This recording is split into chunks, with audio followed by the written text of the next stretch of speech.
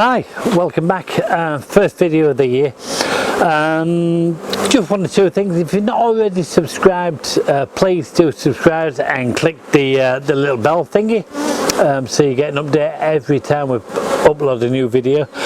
I'm going to try my best to get as many videos as possible, especially on the basics as well as the queen rearing and artificial insemination that we do up here at the B-Man. One of the important jobs at the beginning of the year that gets neglected by a lot of beekeepers is actually checking your Varroa levels. We're into the middle of May now, and one of the things I like to do on a lot of hives before they get fully up and going is check those levels of Varroa, because you've done a treatment at the end of the last year going into the winter, and you may have done a treatment early on this year as well. But you want to make sure that those levels are still nice and low. So periodically I'll go around and I'll check around 10 to 20% of all the hives in the different apiaries. And the way I check it, I get a much more accurate count by doing an alcohol wash, just using 2 jam jars and some mesh, and give them a wash in isopropyl alcohol. Ideally, you're looking for a sample of 1 to 300 bees, and you're looking at a rate of, you don't want any more than 1 mite per 100 in that sample. So I'll show you how to really simply take a quick Varroa sample. So what you've got to be careful of though when you're using isopropyl alcohol is keep your smoker away from that. It's really flammable stuff. The reason I'm wearing a veil today is because alcohol, it winds the bees up, and since I'm going to be giving them a bath in it and shaking them too, there's a good chance I'd get stung, and I don't like getting stung by normal, gentle, calm bees. So if we pull the top off, make sure where the queen is. When you're collecting a sample, you don't want to get your queen included in your sample. So if we pull one of the centre frames out, covered in bees, we'll give it a check, make sure the queen's not there, and she's not. It's full of eggs, it's full of larvae, and it's full of larvae that they're just about to cap off as well. So the easiest way is to literally drag your jam jar or whatever container you're going to collect your bees in down the frames, and the bees literally just roll straight into it.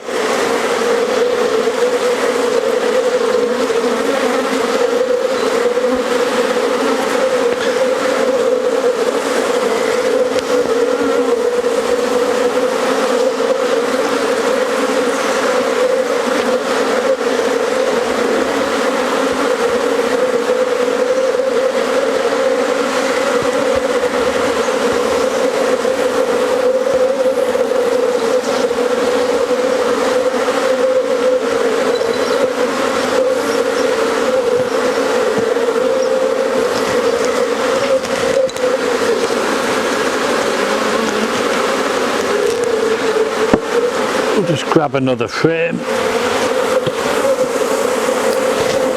Slide that one out of the way.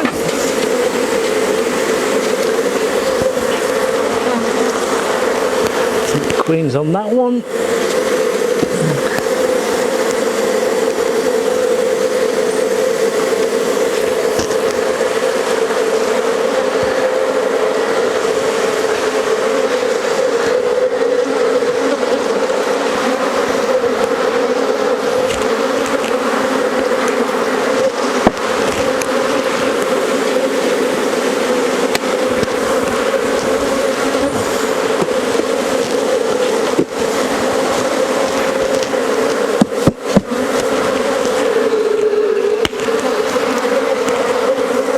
So we've got our sample of bees.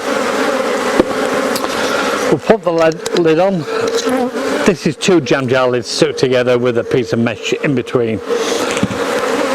And I'll put my smoker well out of the way, because there'd be nothing worse than setting all my beehives on fire and myself. You don't need a great deal. You can use, this is isopropyl alcohol, but you can use denatured alcohol, whatever you can lay your hands on. and all you're literally going to do is screw the two together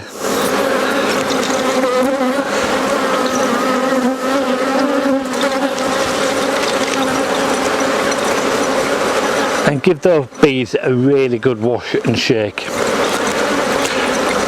It's like you can see I've got a little bit of leakage, and that's why you need to move your smoker out of the way. This is 99.9% pure alcohol that we've got in there.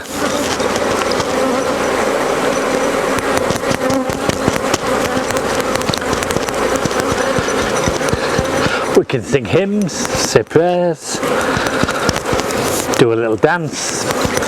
All we're doing is literally trying to wash off those mites from underneath the plates on the bees.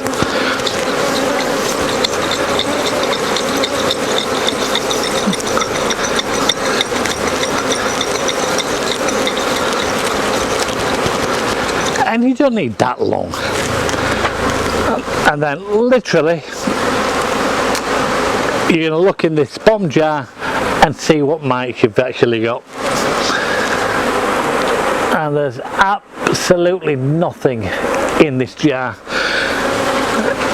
Now, as I said, it's 1 mite per 100 that you're looking at. You can take a wild guess of how many bees you've got in there. You're just going for a guesstimate.